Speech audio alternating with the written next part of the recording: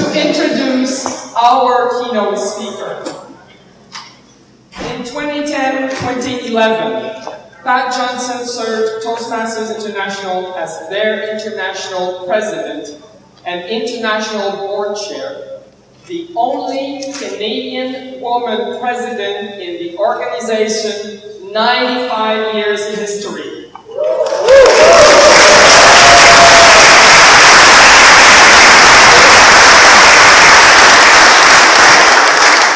As president, Pat oversaw some 300,000 active members in 120 countries, and thus developed a unique understanding of global leadership and experience while standing on the world stage unafraid.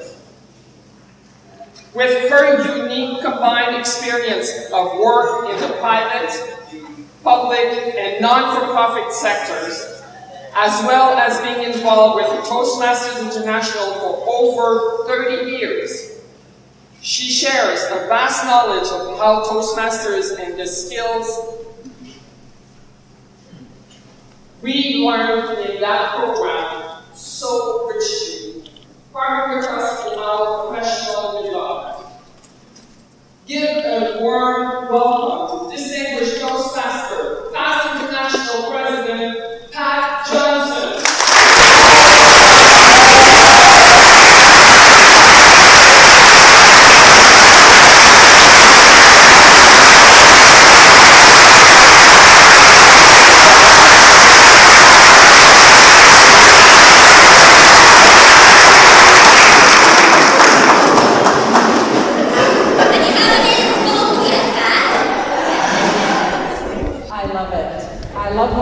Standing ovation before I start. Now I'm worried. Expectations are high. And isn't that fabulous in Toastmasters that we would actually come with exceedingly high expectations of one another? What if we actually did that in each of our club meetings? What if we went seeing only the highest and best in our fellow members, in our club executive, as a result of our distinguished club plan, that we saw all our clubs as president's distinguished status. Not because the district wants us, but because we have personal pride in our own personal development in that environment. And we want to create that rich learning environment. But that we know that when the guests walk in the door, that they also experience excellence. This morning, I have to say, my heart is very happy to be home in Canada. Last week I was in Korea. So it's great to be among my fellow Canadians and to share Toastmasters with you.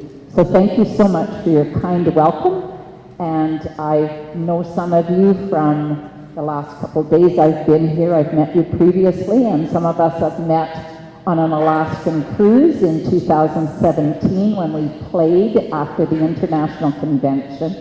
And so great to see some of your faces again and see friends and also meet new people. When I was a senior vice president, or what they now call president-elect for Toastmasters International, then International President Gary Schmidt came to me and he said, I need you to go to District 81. District 81 is situated in the Caribbean.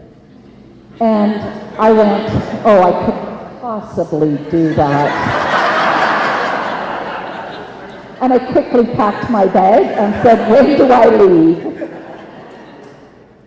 I arrived in St. Lucia, where the conference was being held. Now, there had been an earthquake in that district, and it had devastated a large part of their district. They had moved their conference site from the earthquake zone over to St. Lucia, and I suffered through St. Lucia.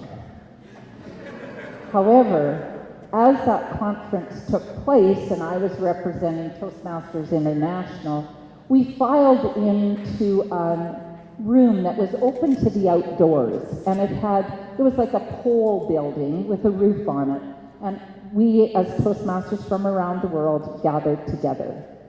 We sat down, and the district director came to the front of the room and welcomed Toastmasters together to learn and to grow and to support one another. They talked a bit about their colleagues who were unable to be there because of the circumstances of the earthquake.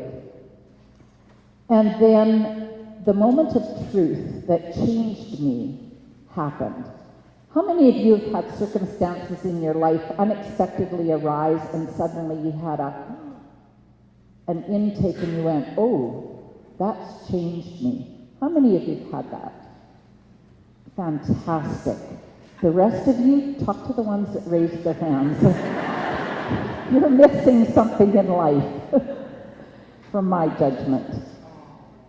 As I sat in the front row of that group of Toastmasters, the district director said, I call on all our members to stand and to recite the Toastmasters promise.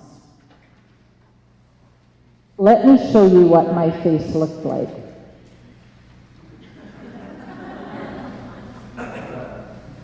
I was horrified because I was there as a Toastmasters International representative. And they stood in mass and recited, for memory, the Toastmasters promise.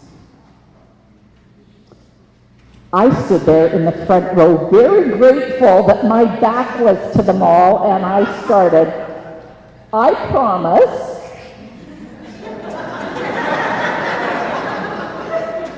and as they recited it, I nodded my head, yes, I promise that too. And when I got on the plane to fly home to Canada from that experience, I asked myself, what is the lesson for me? How can I actually integrate, or how can we actually integrate the Toastmasters promise into our Toastmaster experience?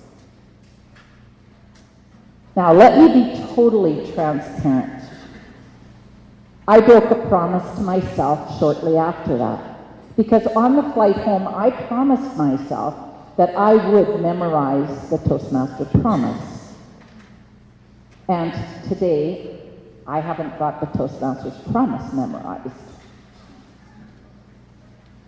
How many of you have the Toastmaster promise memorized?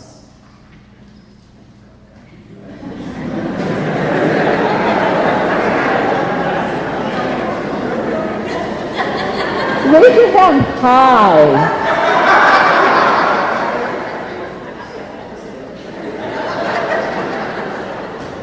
Isn't it interesting?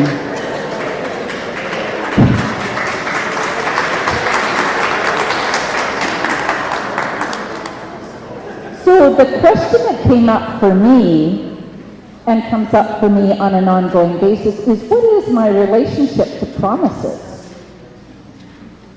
What is my relationship to the Toastmaster promise that is to myself and my own learning? It is a promise to my club and my fellow members. It is a promise to my area and division leadership. It is a promise to my district. It is a promise to Toastmasters International and the education program that I've signed up for. So let's step back for a moment out of that scenario. Toastmasters is a not-for-profit education organization. Education is the only reason we exist in the world. Some of us enjoy social relationships, but that's not the purpose of Toastmasters. Some of us create friendships, some of us socialize, some of us believe that we give back through that way, but we are all students who pay tuition to belong to this education program. So we are all students, and I welcome you to our global classroom. When we signed our application, how many of you read the fine print when you sign those applications? There are a few people. We know what personality type they are. Not my type.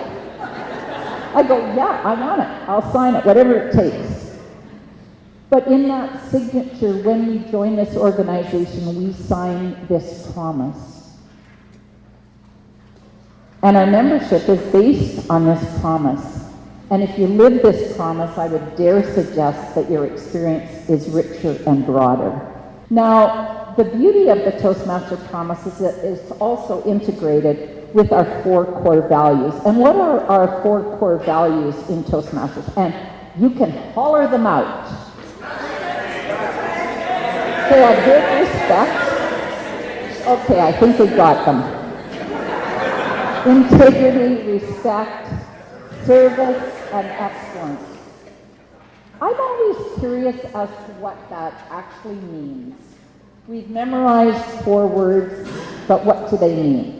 So let's look through the lens of integrity, respect, service, excellence, and let's look at the Toastmaster promise. So how many of you got your copy because we don't have it memorized? Great. So people have, if you don't have a copy, make a friend beside you or across the table and share with them. So I want to start at the very end.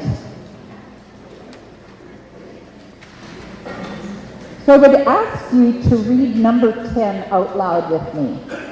So number 10 says, so first of all, let's start at we'll say it, as members of Toastmasters International and my club, I promise, and number 10, to act within Toastmasters' core values of integrity, respect, service, and excellence during the conduct of all Toastmasters activities.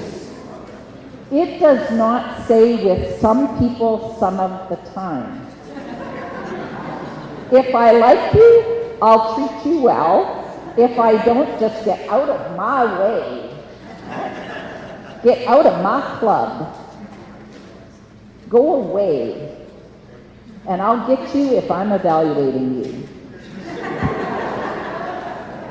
Remember, karma. What does integrity mean? Since we've promised to act within the core values, to conduct all Toastmasters activities with integrity. What does integrity mean to you? Honesty? Okay.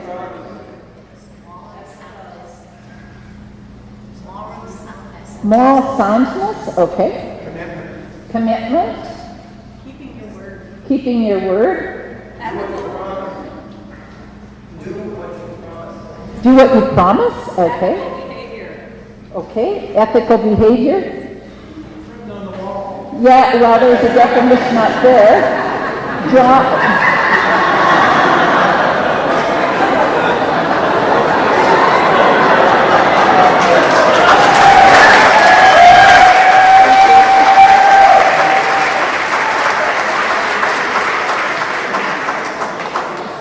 So did you have that written this morning on our way in? Great. So I look at integrity because I use integrity with self all the time, and I look at integrity being when our intentions and our thoughts and actions are in alignment. So when our intentions, our words, and our actions are in alignment. So I intend by promising to do these things. But then do my words and actions actually align by doing these things so I am in integrity?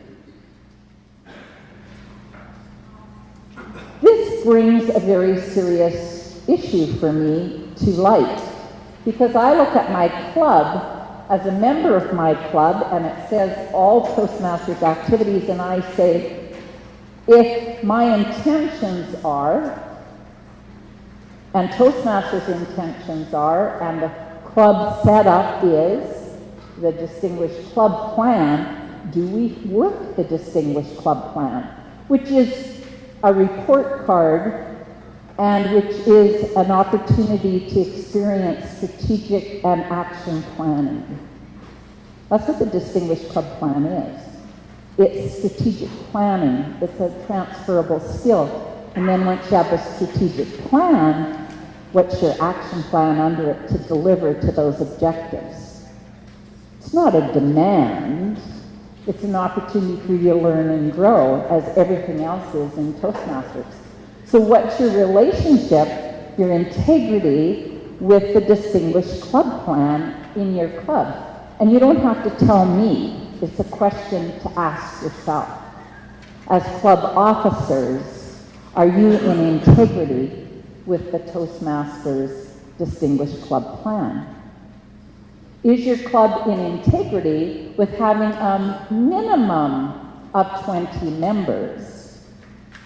And if not, as a leader, what is your plan to get back in integrity with the Toastmasters program?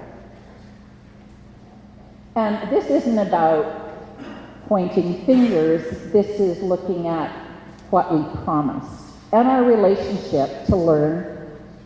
Just be aware, self-aware of, do we just go, doesn't matter.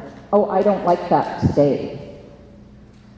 Because what I know from my life experience is the way I show up in my Toastmasters club is the way I show up in all areas of my life. I show up at my job with the same intention and intensity as I do at Toastmasters, as I do in my community involvement, as I am in my personal relationships. We are consistent. So look at your relationship with integrity in terms of the promise. What about respect? One of the things that I always remind myself is that we are greater by far because of our diversity. And that's not the only place that respect comes in, but it's one of the places to look. So diversity might be different personalities. So I'm going, she's weird. She's got this stuff all figured out, and what was it that I asked that you said you had done and nobody else had done? The fine print, read the fine print. So I could go, well, that's really weird, which is a judgment word, right? On the other hand, out of respect, I can go, wow, I need her on my team because she can keep me out of jail. She can keep me on the straight and narrow because I'm like, oh, that sounds like a good idea, let's go. And she's going, oh, have you read the fine print? There's a price for that. So looking at, just as we look at a spider web where the strings go in all directions and crisscross, I look at that as diversity, an example of diversity where everybody comes from a different angle, different opinions, cross sections, opposing views, and I go, now we've got strength. Because if you're all like me, you wouldn't have got the address to get here this morning. I was driven here. You might not meet the deadlines, or you might be obsessed with those deadlines and forget the big picture. So we need that diversity and the respect that comes with that. Respecting people's progress through the Toastmasters program. It's a self-paced program. But also, at the same time, remembering that there's service here, and that when people walk into our Toastmasters program or club, what do they come for?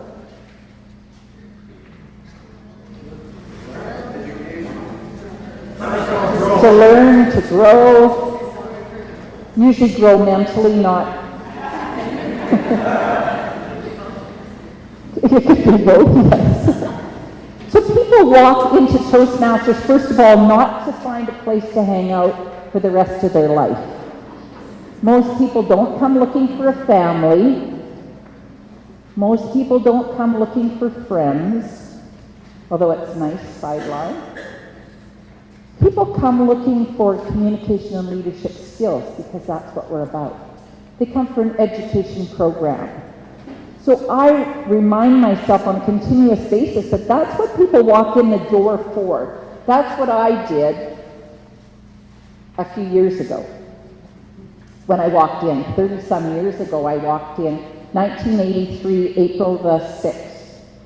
I walked into Toastmasters wanting to learn how to actually be able to comfortably walk into a room where there were people.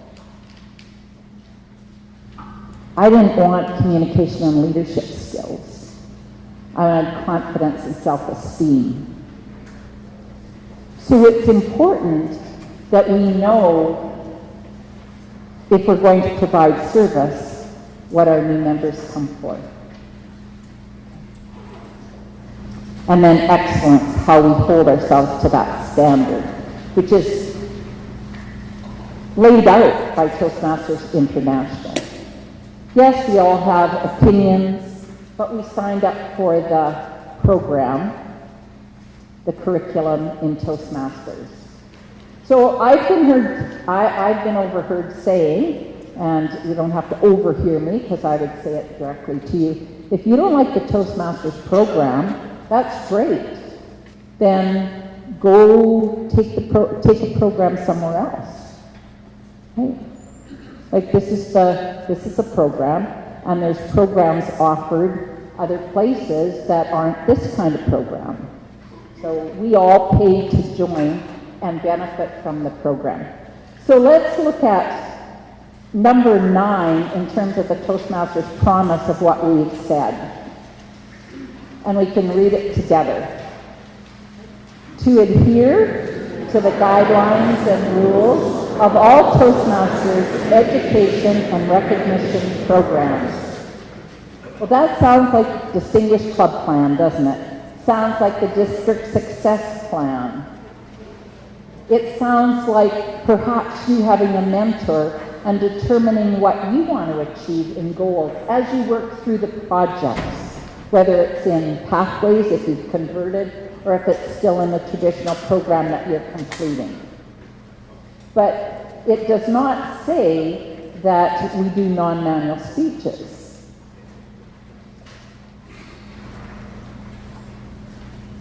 It doesn't say that we create our Toastmasters meeting to be just table topics.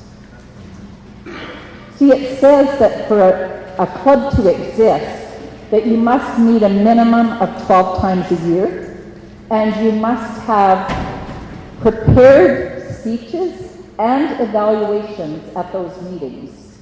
If you do not, you're out of integrity with the requirement of being a meeting for Toastmasters. So just a checklist. If you're not doing manual presentations and evaluations, it's not a meeting in Toastmasters definition. So I ask you, is your club in integrity? Are you providing excellence and service to the people who walk in the door looking for education? Number 8, to bring guests to club meetings so they can see the benefits Toastmaster membership offers. How many of you have brought a guest to Toastmasters in the last month? Bravo to you. How many of you have friends who are not Toastmasters? That's good. That's a healthy thing.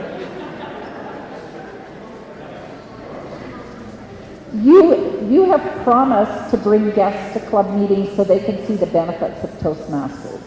If you're struggling as a club with membership, create an accountability sheet. Sometimes we get all involved in creating these big membership drives, etc. And a number of years ago, I was VP of membership, And I took a flip chart and I put it at old-fashioned technology.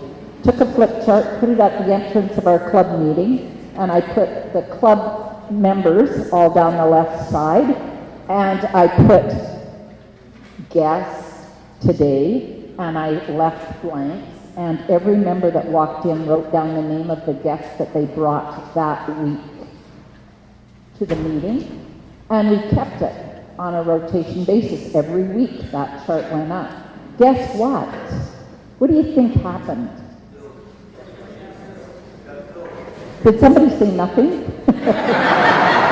That's not true.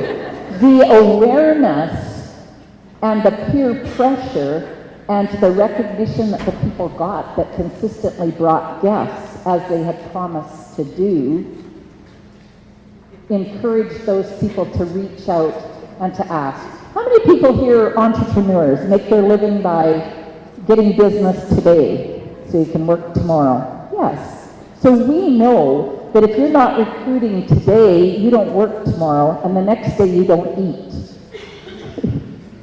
That's what happens in the Toastmasters. There's a food chain. If we're not inviting anyone, if we're not spreading the awareness and sharing our stories and our experiences, how would the person walking down the street or the person sitting with us at work know about the benefits?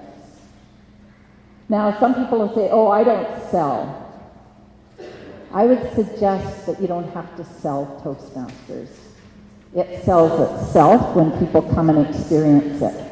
All you need to do is ask and enroll that person to come visit the club or your program.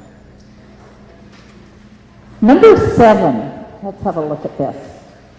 To treat my fellow club members and our guests with respect and courtesy.